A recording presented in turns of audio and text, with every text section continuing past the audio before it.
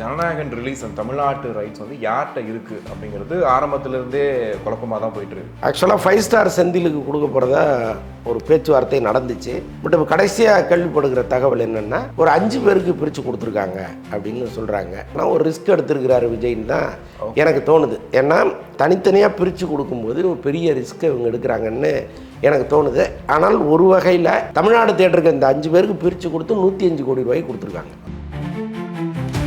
தளபதியோட ஆடியோ லான்ச்சா இல்லை தளபதி கச்சேரியா அப்படின்ற மாதிரி இருக்கு. போய் மலேசியாவில் வச்சிருக்காங்க. இப்போ இந்த 1 லட்சம் பேர் ஒரு ஆடிட்டோரியத்தில் இருக்காங்க அப்படின்னா யோசிச்சு பாருங்க. அங்கே இந்த ஜிம்மு சிப்பெல்லாம் வச்சு எடுத்தாங்கன்னா ட்ரோன் ஷாட்லாம் எப்படி இருக்கும்? ஆடியோ லான்ச்சுக்கு எதுக்கு டிக்கெட் போடுறாங்கன்ற மாதிரிலாம் பேசினாங்க. அப்புறம் தான் கான்செப்ட்ன்ற மாதிரிலாம் பேசிட்டு இருக்காங்க. இந்த கான்செப்டாகவே யோசிச்சிருக்காங்க இந்த மாதிரி பண்ணி. ஆமாம், அது கான்செப்டாக தான். ஓகே, எல்லாமே விஜயோட பழைய பாடல்கள் எல்லாத்தையுமே. ஆமாம், ஒரு 35 பாடல்களை மட்டும் செலக்ட் பண்ணுறாங்க.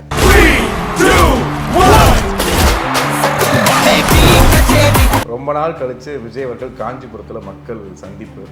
எந்த அறிவிப்புமே இல்லை. இப்போ இந்த வாரத்தில் இப்போ நடக்க போகுது அப்படிங்கிற மாதிரிலாம் இல்லாமல் திடீர்னு அறிவிக்கிறாங்க ஜேபிஆர் காலேஜ் அப்படின்னு சொல்லிட்டு. எதுக்காக இப்படி ஒரு மூடிய அரங்கில் ஒரு சந்திப்பு? அது வந்து கூட்ட நெரிசல் இல்லாமல் இருக்குங்கிறது ஒன்று. அரசு நீதிமன்றத்துக்கு அந்த வழிகாட்டு நெறிமுறையெல்லாம் கொடுத்துருக்காங்க. அது ஒரு முடிவுக்கு வரணும். இப்போ தேர்தல் நெருங்கிட்டு இருக்கு. மழன்னு வேலைகளை பார்த்தாகணும்ல. ஸோ அதனால தான் வர. உலகெங்கும் வாழும் தமிழ் நெஞ்சங்களுக்கு கிறிஸ்டியின் அன்பு வணக்கம். நம்மோடு சினிமா விமர்சகர் வலைப்பேச்சு அண்ணன் நினைஞ்சிருக்காரு. வணக்கம் சார். வணக்கம்.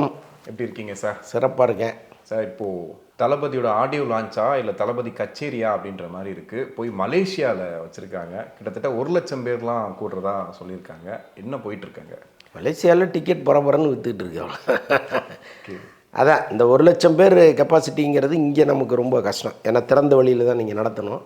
அங்கே ஒரு இண்டோர் ஆடிட்டோரியம் அதற்குன்னே ஸ்பெஷலாக இருக்குது. ஸோ அதனால் அங்கே போனது ஒன்று. இன்னொன்று அங்கே மாலிக்னு ஒரு பெரிய டிஸ்ட்ரிபியூட்டர்.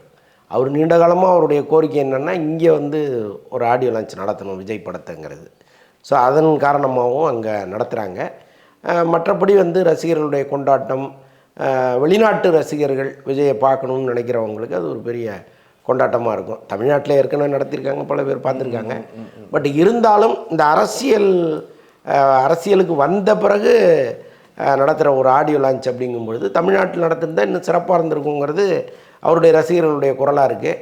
பட் என்ன இருந்தாலும் அந்த சௌகரியங்கள் அப்புறம் இன்னும் பல விஷயங்கள் அதுக்காக அங்கே போயிருக்காங்க போல. சார், ஜனநாயகன் ரிலீஸ் தமிழ்நாட்டு ரைட்ஸ் யார்கிட்ட இருக்குது அப்படிங்கிறது ஆரம்பத்திலேருந்தே குழப்பமாக தான் போயிட்டுருக்கு. காலைல ஒன்று, ஈவினிங் ஒரு செய்தியாக மாறி மாறி வந்துட்டுருக்கு. இப்போது கரண்ட்டாக யார்கிட்ட தான் இருக்குது? ஆக்சுவலாக 5 ஸ்டார் செந்திலுக்கு கொடுக்க போகிறதா ஒரு பேச்சுவார்த்தை நடந்துச்சு. பட் இப்போ கடைசியாக கேள்விப்படுகிற தகவல் என்னென்னா ஒரு 5 பேருக்கு பிரித்து கொடுத்துருக்காங்க அப்படின்னு சொல்கிறாங்க. இது ஏற்கனவே இருக்கிற நடைமுறை தான். பெரிய படங்களை இப்போ விஜய் படங்களே கோவைன்னா ஒருத்தர், மதுரைன்னா ஒருத்தர், சென்னை செங்கல்பட்டுனா ஒருத்தர், இப்படி தான் வாங்கிட்டு இருந்தாங்க. அது வேறு காலம். இன்றைக்கி அரசியலில் மிக முக்கிய குதிரையாக வேகமாக ஓடி வந்துட்டுருக்கார் அவர். இந்த நேரத்தில் இந்த படத்தை தனித்தனியாக ஒரு 5 பேருக்கு பிரித்து கொடுப்பதுங்கிறது சரியான விஷயமானு நமக்கு தெரியல. என் அறிவுக்கு எட்டிய வரைக்கும் நான் என்ன சொல்கிறேன்னா ஒரு ரிஸ்க் எடுத்துருக்கிறாரு விஜய்ன்னு தான் எனக்கு தோணுது. ஏன்னா ஏதோ ஒரு சக்தி ஏதோ ஒரு காரணத்தினால ஒரு அழுத்தம் கொடுக்குதுன்னு வைங்க. இந்த 5 பேரும் சரியான தியேட்டர்களை போடுவாங்களா? இதில் ஒருத்தர் 2 பேர் சரியாக செஞ்சால் கூட பாக்கி 3 பேர் என்னவா நடந்துப்பாங்கன்னே தெரியாது. ஓகே, தைரியம் இருக்குமான்றதே கொஞ்சம் டவுட்டாக தானே இருக்குது. இல்லைங்க, யாராக இருந்தாலும் அழுத்தத்திற்கு ஒரு கட்டத்தில் உடன்பட்டு தான் ஆகணும். இது என்ன நடக்க போகுதுன்னு எனக்கு தெரியல. நான் சந்தேகப்படுவது அதுதான். இவங்க ஒரே நபர்கிட்ட கொடுத்துருந்தா அது வேறு. ஆனால் தனித்தனியாக பிரித்து கொடுக்கும்போது ஒரு பெரிய ரிஸ்க்கை இவங்க எடுக்கிறாங்கன்னு எனக்கு தோணுது. ஆனால் ஒரு வகையில் தமிழ்நாடு தியேட்டருக்கு இந்த 5 பேருக்கு பிரித்து கொடுத்து 105 கோடி ரூபாய்க்கு கொடுத்துருக்காங்க. ஓகே, 105ங்கிறது மிகப்பெரிய வரலாறு. 105 கோடி இது வரைக்கும் தமிழ்நாடு தியேட்டர்கள் யாருக்குமே கொடுத்ததில்லை. ஃபஸ்ட் டைம் ஜனநாயகன் போகுது. ஸோ அந்த வகையில் அது ஒரு பெஞ்ச் மார்க்குன்னு வச்சுங்க. மற்றபடி இந்த விநியோக விஷயத்தில் யாரெல்லாம் நேர்மையாக நடந்துக்க போகிறாங்க, யாரெல்லாம் நேர்மைக்கு புறமாக நடந்து தெரியல. பார்ப்போம், வெயிட் பண்ணி பார்க்க தானே போகிறோம். ஓகே, அந்த வீடியோ கூட விட்டுருந்தாங்க, அறிவிப்பு வீடியோ. அது சும்மா ஒரு அனௌன்ஸ்மெண்ட்டாக இருக்குன்னு பார்க்கும்போது அதை தாண்டி அதுக்குள்ளே விஜயோட பழைய படங்கள், பாடல்கள் ஒரு எமோஷ்னலாக கொண்டு போய் கடைசியாக லாஸ்ட் டைம் பார்க்க போகிறீங்கன்ற மாதிரிலாம் போட்டு ரொம்ப ஜனநாயகன் படம் போது ரொம்ப உருக்கமாக கொண்டு போகிறாங்களா அந்த விஷயங்களை? இல்லைங்க, இத்தனை வருஷம் திரையுலகத்தில் இருந்தவர், ஒரு கொடி கட்டி பறந்தவர், அந்த திரையுலகத்தின் உச்சத்தில் இருக்கும் பொழுதே அவர் சொன்ன மாதிரி வெளியில் போகிறதுங்கிறது ஒரு ஒரு வகையில் அவருடைய ரசிகர்களுக்கு கொஞ்சம் மனசு கஷ்டமாக தான் இருக்கும். ஆனாலும் அவர் எதுக்கு வந்து இதை இவ்வளோ சிம்பத்தியை கிரியேட் பண்ணுற மாதிரி பண்ணாங்கன்னு தெரியல. ஏன்னா இந்த கடைசி நாள் கேக் வெட்டும்போது ஜனநாயகன் படப்பிடிப்பு கடைசி நாள் அன்னைக்கு அது ஒரு மாதிரி ட்ரிபியூட்டாக பண்ணணும்னு அவங்க நினைக்கும் போது இல்லை அதெல்லாம் வேணாம், அந்த ஃபேர்வெல் பார்ட்டி மாதிரிலாம் இருக்க வேண்டாம்னு சொல்லிட்டு அவர் பாட்ட கார் ஏறி போயிட்டார். அது என்னென்னா நம்மளை ரொம்ப எமோஷனல் ஆக்கிடணும்னு அவர் நினச்சி தான் அதை வேண்டான்னு சொன்னார். பட் இந்த பாடலை எப்படி அனுமதிச்சாருன்னு தெரில. எனக்கு என்ன தோணுது அப்படின்னா, விஜய் வந்து இதுக்கப்புறம் தொடர்ந்து நடிப்பார், இது கடைசி படமெல்லாம் கிடையாது, அவர் கதை கேட்குறாரு அப்படின்லாம் சொல்லி ஒரு இதை இங்கே க்ரியேட் பண்ணிகிட்டே இருந்தாங்க. ஸோ அதையெல்லாம் முறியடிக்கணுங்கிறதுக்காக வேணா இப்படி ஒன்று பண்ணியிருப்பாங்களோன்னு எனக்கு தோணுது. ஓகே, மலேசியா ஏன் சூஸ் பண்ணியிருக்காங்க? ஏன்னா இதுக்கு முன்னாடி நிறைய இடங்களில் பேசிகிட்டு இருந்தாங்க, நீங்களே கூட சொல்லியிருந்தீங்க இங்கேயே வந்து நேரு ஸ்டேடியம் நிறையா கேட்டிருக்காங்க அப்படின்ட்டு. திடீர்னு மலேசியா சூஸ் பண்ணதுக்கு என்ன காரணம்? இல்லைங்க, நான் தான் சொன்னேனே, மலேசியாவில் மாலிக்னு ஒரு பெரிய டிஸ்ட்ரிபியூட்டர் அவர் ரொம்ப காலமாக இப்போ லியோ நிகழ்ச்சி அங்கே நடத்தணும்னு விரும்பினாங்க. அப்புறம் துபாய் பிளான் பண்ணாங்க, கனடாலாம் யோசிச்சாங்க. தமிழர்கள் எங்கெல்லாம் அதிகமாக இருக்காங்களோ அங்கெல்லாம் போய் ஒரு ஆடியோ லான்ச் பண்ணலான்னா நினச்சாங்க. பட் அது ஒர்க் அவுட் ஆகவே இல்லை, ஏதோ ஒரு காரணத்தினால தள்ளி தள்ளி போயிட்டு இருந்துச்சு. சரி, கடைசி படம்ங்கிறதுனால சரி அவங்க விருப்பத்தை நிறைவேற்றுருவோமே. இப்போ மலேசியாவில் நடக்குதுன்னு வைங்களேன், இப்போ தமிழ்நாட்டிலேருந்து போகிற கூட்டம் ஒன்று, மலேசியாவை சுற்றி இருக்கிற நாடுகள் இப்போ கனடா, துபாய், சிங்கப்பூர் அங்கே இங்கேன்னு எல்லாருமே திரண்டு அங்கே வந்துடுவாங்க. அப்போ எல்லாரையும் ஒரு ஒட்டு மொத்தமாக பார்த்தா மாதிரி ஆச்சுன்னு அவர் நினச்சிருக்கலாம். ஸோ அதனால் அங்கே வச்சுருங்க அப்படின்ட்டாங்க. இன்னொன்று அதோட கிராண்டியரே வேறையாக இருக்கும். ஓகே, இப்போ இந்த 1,00,000 பேர் ஒரு ஆடிட்டோரியத்தில் இருக்காங்க அப்படின்னா யோசிச்சு பாருங்கள், அங்கே இந்த ஜிம்மு சிப்புலாம் வச்சு எடுத்தாங்கன்னா ட்ரோன் ஷாட்லாம் எப்படி இருக்கும். ஸோ அதனால் அங்கே பிளான் பண்ணியிருக்காங்க. ஓகே, அது போக ஆனால் தமிழ்நாட்டிலேருந்து போக முடியல ஒன்று, இன்னொன்று டிக்கெட்ஸ்லாம் போடுறாங்க, ஆடியோ லான்ச்சுக்கு எதுக்கு டிக்கெட் போடுறாங்கன்ற மாதிரிலாம் பேசினாங்க. அப்புறம் தான் கான்செப்ட்ன்ற மாதிரிலாம் பேசிகிட்டு இருக்காங்க. இந்த கான்செப்டாகவே யோசிச்சிருக்காங்களா இந்த மாதிரி பண்ண? ஆமாம், இது கான்செப்டாக தான். ஏன்னா இப்போ ஒரு ஆடியோ லான்ச்சுக்கு டிக்கெட் போடுறதுங்கிறது ரொம்ப தப்பாக போயிடும். இன்னொன்று இதையே பெரிய விமர்சனமாக வெளியில் கொண்டு வருவாங்க. பாருங்கள், மக்களுக்காக சேவை செய்ய வரேன்னு சொன்னவர் கடைசியாக டிக்கெட்டை போட்டு விற்று அந்த காசையும் வாங்கிட்டு போகிறாரு அப்படிம்பாங்க. அந்த காசெல்லாம் விஜய்க்கு வரப்போகிறது இல்லை. ஆக்சுவலாக அந்த நிகழ்ச்சி நடத்துகிறவர் அதற்குண்டான செலவை அதுலேருந்து எடுக்கலான்னு நினைப்பாங்க. அது ஒன்று.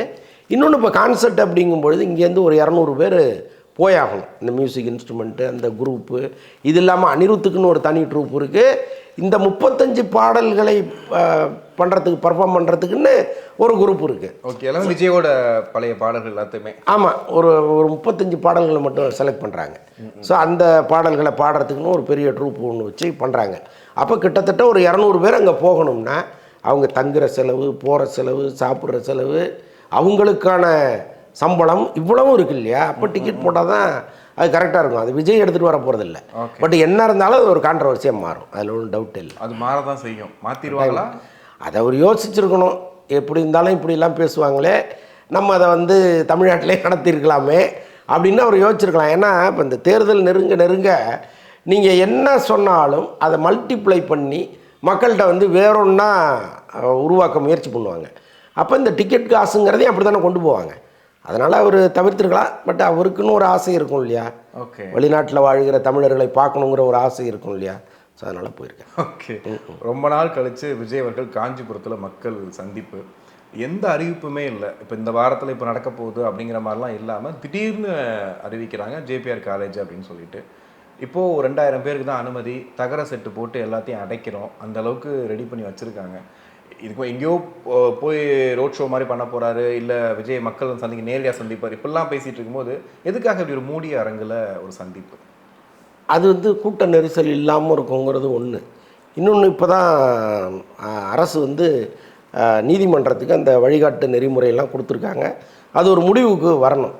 அது வரைக்கும் வந்து நீங்கள் ரோட் ஷோலாம் பண்ண முடியாது. அவங்க சொல்கிற வரைக்கும் நம்ம வெயிட் பண்ணணும். ஸோ அது வரைக்கும் இப்போ தேர்தல் நெருங்கிட்டு இருக்கு, மழைன்னு வேலைகளை பார்த்தாகணும்ல. ஸோ அதனால தான் வராரு. ஓகே, அது குறிப்பாக நெசவாளர்கள், விவசாயிகள் அந்த பாயிண்ட் அவுட் பண்ணி கூப்பிட்றதுக்கு என்ன ரீசனாக நினைக்கிறீங்க? அவங்க பிரச்சனை தாங்க ஒவ்வொரு முறையும் பயங்கரமாக இருக்குது. இப்போ நெசவாளர்களுக்கெல்லாம் நீண்டகால பிரச்சனை. அவங்க ஒவ்வொரு முறையும் கஞ்சி தொட்டிலாம் நெசவாளர்களுக்கு திறந்தது நீங்கள் பார்த்துருப்பீங்க. முடிஞ்ச அளவுக்கு கவர்மெண்ட் ஏதோ பண்ணுது, இருந்தாலும் அவர்களுக்கான பிரச்சனைங்கிறது தொடர்ந்து இங்கே இருக்குது. அப்போ அவங்களை சந்திக்கும்போது அது ஒரு பெரிய செய்தியாக மாறும். இங்கே மாறாத பிரச்சனைன்னு கொஞ்சம் இருக்குங்க. நீங்கள் எந்த ஆட்சி வந்தாலும் அவங்களுக்கு அந்த பிரச்சனை மாறவே மாறாது. ஸோ அப்படி கொஞ்சம் பேர் இருக்காங்கல்ல, அவங்களெல்லாம் சந்திக்கிறார். ஓகே, வழி நடத்துகிறவங்க சரியாக நடத்துகிறாங்களா விஜயை? ஏன்னா ஒவ்வொரு வாட்டியும் வந்து பேசும்போது இல்லை விஜய்க்கு வந்து தவறாக சொல்லி கொடுக்கப்படுது அப்படிங்கிற அந்த டாக் வந்துகிட்டே இருக்கு. குறிப்பாக ஆதவர்ஜனா மேலே ஒரு ஸ்லீப்பர் செல் அவர். நீ பாஜக கூட்டணிக்குள்ளே போவார்னு கேட்டால் ஆதவர்ஜனா தான் நடுவில் இருக்காருன்னு சொல்கிறாங்க. காங்கிரஸ் கூட்டணி யார் கலைப்பூட்டதுன்னு கேட்டால் ஆதவர்ஜனா தான் கலைப்பு விட்டார் அப்படின்ட்டு. அப்போ சரியாக வழிநடத்தப்படுறாரா விஜய்? அது நமக்கு வந்து ரொம்ப, ஏன்னா உள்ளார என்ன நடக்குதுங்கிறது நமக்கு தெரியாது. ஏன்னா விஜய் வந்து எல்லாரும் சொல்கிறதையும் கேட்டுக்கிட்டு நடக்கிற நபராக இருந்தால் இவ்வளோ தூரம் வளர்ந்துருக்கவே முடியாது.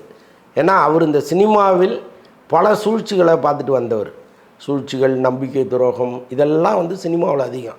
அரசியலில் எந்த அளவுக்கு அதிகமோ அதை விட சினிமாவில் அதிகம். அப்போ போலி முகங்களாக பார்த்துட்டு வந்த ஒருத்தர் வந்து ஒருத்தரை பார்க்கும்போதே கண்டுபிடிப்பார் இது சரியான நபரா இல்லையாங்கிறது. அப்போ எல்லாத்தையும் அவர் சொல்லி மண்டையை கழுவி இதுதான்லாம் சொல்ல முடியாது. ஆதவர்ஜுனா ஒரு கருத்தை முன் வச்சாருன்னா அதில் நல்லது கெட்டதை பார்த்து தான் அவர் ஒரு முடிவுக்கு வருவார். ஸோ அதனால் எல்லா முடிவுக்கும் காரணம் அவர் தான்லாம் நம்ம சொல்லி அதை எஸ்கேப் ஆக முடியாது. ஓகே, விஜய் தன்னிச்சையாக தான் செயல்பட்டு இருக்காரு. கட்டாயமாக அப்படி தானேங்க. என்னங்க அவர் இவ்வளவு தூரம் ஒரு சினிமாவில் வந்து ஒரு இடத்த பிடிக்கிறதுன்னா சாதாரண விஷயம் கிடையாது. சும்மா வந்து ஒருத்தர் இழுத்துட்டு வந்து அங்கே உட்கார வைக்க முடியாது. அப்போ அவர் எல்லா அரசியலையும் புரிஞ்சு தான் வந்திருக்காரு. கட்டாயமாக இந்த அரசியலையும் அவர் புரிஞ்சுட்டு தான் வருவார். ஓகே, கண்டிப்பாக சார். நிறைய விஷயங்கள் பேசணும். நேரத்துக்கு நன்றி. நன்றி.